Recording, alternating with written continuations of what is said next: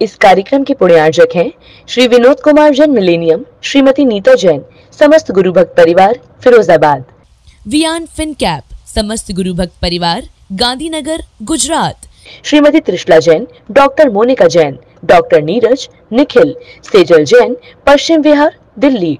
Shrimati Santosh Jain, Shri Vishal Chand Jain, Shrimati Poonam Jain CMA, Pankaj Jain, Amit Jain, राशि जैन, उन्नति Jain, sector 37 Noida. Shri Parasmal, Indira देवी, संजय, विनीता, अजय, नीतू जैन, बाकलीवाल परिवार सूरत। कालवर्ती त्रैलोक पूज्य विश्वाराध्य पंच परमेष्ठी भगवान की अनंत सिद्ध परमेष्ठी भगवान की वर्तमान जन शासन नायक श्री वर्धमान महावीर भगवान की परम पूज्य आचार्य भगवान श्री समंत भद्र स्वामी मुनि महाराज की परम पूज्य सिद्धांत चक्रवर्ती आचार्य गुरुदेव श्री विद्यानंद जी मुनि महाराज की विश्व कल्याणकारक अहिंसा प्रधान श्रीमद विश्व धर्म की जैनम जयतु शासनम विश्व कल्याणकारकम धर्म स्नेही सत श्रद्धालु, यहाँ पर उपस्थित आप सभी भव्यवर पुंडरीक पुण्यात्मा महानुभाव रत्न कर्णक श्रावकाचार की वाचना में सम्यक्त्व के अंगों की चर्चा चल रही है। विगत दिवस तक 12 कारिकाएं देख चुके हैं। विगत दिवस निकांक्षित अंग के संबंध में चर्चा की थी। निशंकित अंग देखा, शंका नहीं करना, निकांक्षित अंग कांक्षा नहीं करना। शंका कांक्षा तब होती है जब कहीं श्रद्धा में कमी होती है। जब श्रद्धा सुदृढ़ होती है तो फिर न शंका करने की आवश्यकता न कोई कांक्षा करने की आवश्यकता। स्वयं पर पूरा विश्वास हो और जब व्यक्ति ये कहे कि मुझे अपने हिस्से की, अपनी नियति की, अपने भाग्य की, अपने पुरुषार्थ की ही वस्तु चाहिए, अपना ही फल चाहिए, पर नहीं चाहिए, और जो मुझे चाहिए वो मेरे पास है, उसे मैं ही प्रकट करूँगा, तो फिर बाहर वाले व्यक्ति से मांगने की आवश्यकता कहाँ रही। मेरी वस्तु को कभी भी कोई छीन नहीं सकता, तीनों लोकों में, तीनों कालों में, और मुझे कभी पर का स्वभाव मिल नहीं सकता। मेरा स्वभाव ही मेरा रहेगा, तो मुझे शंका क्यों? कौन मेरा क्या छीन सकता है? किससे डर, किसकी शंका? अपने स्वभाव के प्रति निशंक बनो। जो आत्मा का स्वभाव है, चेतना लक्षणों जीवा, अथवा जीव का लक्षण उपयोगो लक्षणम, इसे क्या कोई नष्ट कर सकता है? या जीव के अन्य स्वभाव हैं, उसे क्या कोई शाश्वत काल के लिए छीन सकता है? नहीं। भव्य जीव आज नहीं तो कल निमित्तों को प्राप्त करके अपने उपादान को जागृत करता हुआ अपनी आत्मा को परमात्मा बनाने में समर्थ हो जाएगा। जिस आत्मा में उपादान शक्ति ही नहीं है तो निमित्त क्या करेंगे? और उपादान शक्ति नहीं है तभी निमित्त का कोई काम नहीं है, और उपादान शक्ति है तभी निमित्त के बिना उसमें काम नहीं है। तो हमारे उपादान में शक्ति हो तब निमित्त सहकारी होते हैं। निमित्त के माध्यम से नैमित्तिक में कार्य होता है। नैमित्तिक बिना निमित्त के कोई कार्य नहीं कर पाता। तो देखा आपने कि कांक्षा नहीं करना, उसकी भी क्या कांक्षा करना जो नष्ट हो जाए, उसकी भी क्या कांक्षा करना करें जो सुख के स्थान पर दुख देने लगे, उसकी भी क्या कांक्षा करना जो दुख का बीज है, उसकी भी क्या कांक्षा करना जिस पर किसी और का अधिकार है, उसकी भी क्या कांक्षा करना जो मेरे लिए घातक है। क्या करना कांक्षा? नहीं। संसार के ये परमाणु भौतिक पदार्थ जिनको मैंने अनेक बार अपना शरीर बनाया, वे परमाणु पुनः बिखर गए, पुनः बार बार उन्हें मैं शरीर बना रहा हूँ। जैसे पूर्व भव में जिस तलवार से आपके शरीर का घात हुआ, उसके परमाणु बिखर करके आज आपका शरीर बन गए। उन्हीं परमाणु से पहले आप द्वेष करते थे, आज राग कर रहे हो।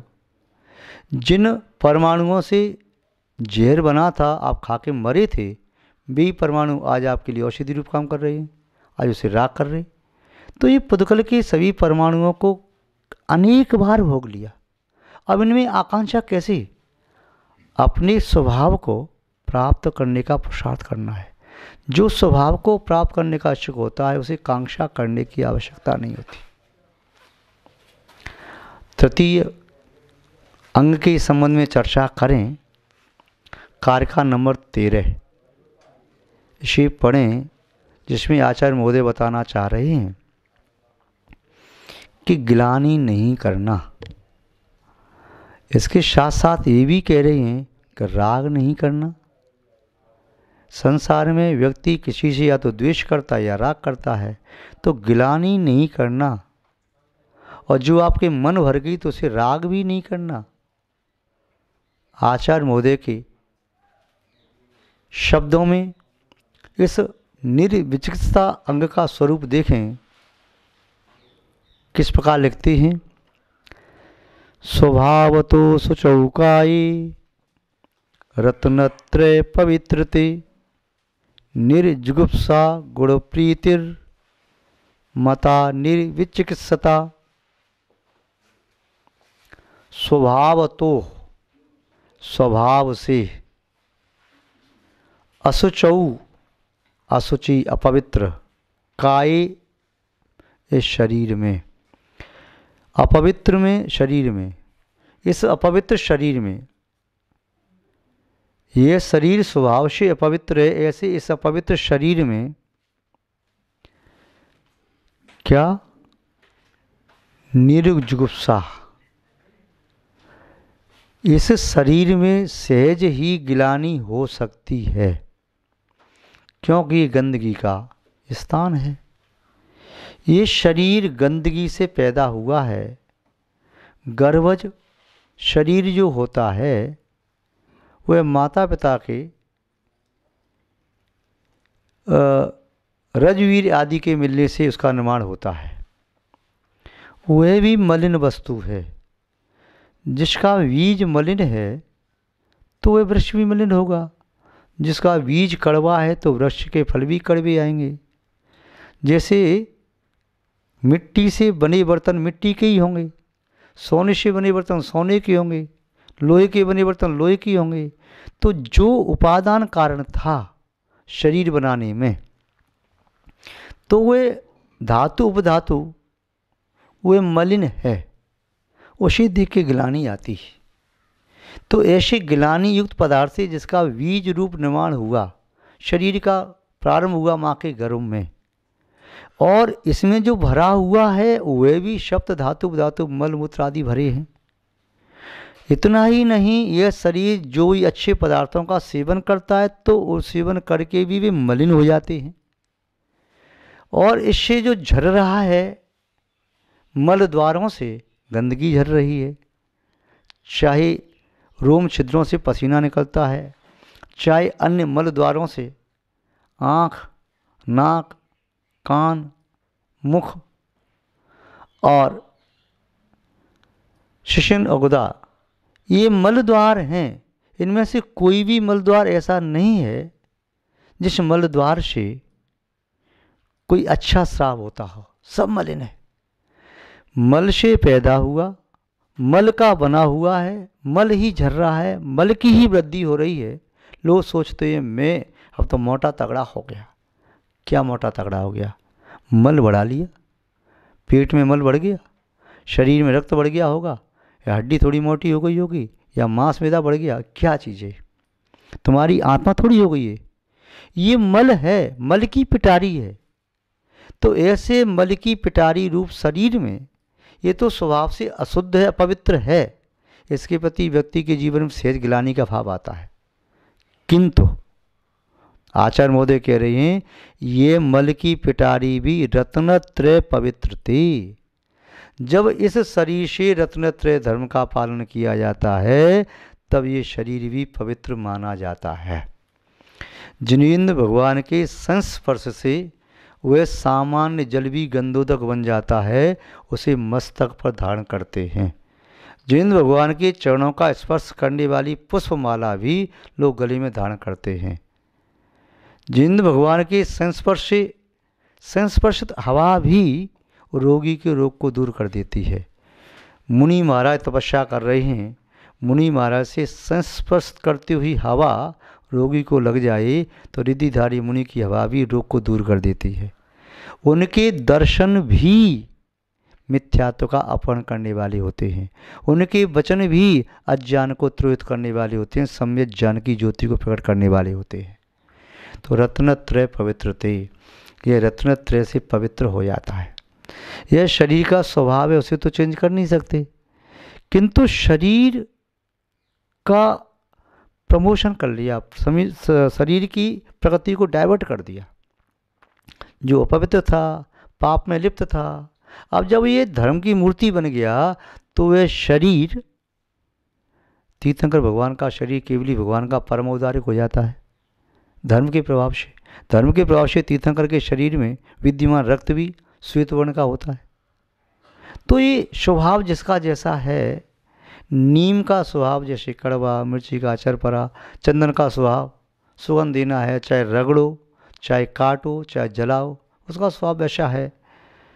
प्याज का स्वभाव प्याज की गंध, हींग के स्वभाव में हींग की गंध, कपूर में कपूर की गंध, सबका अलग अलग।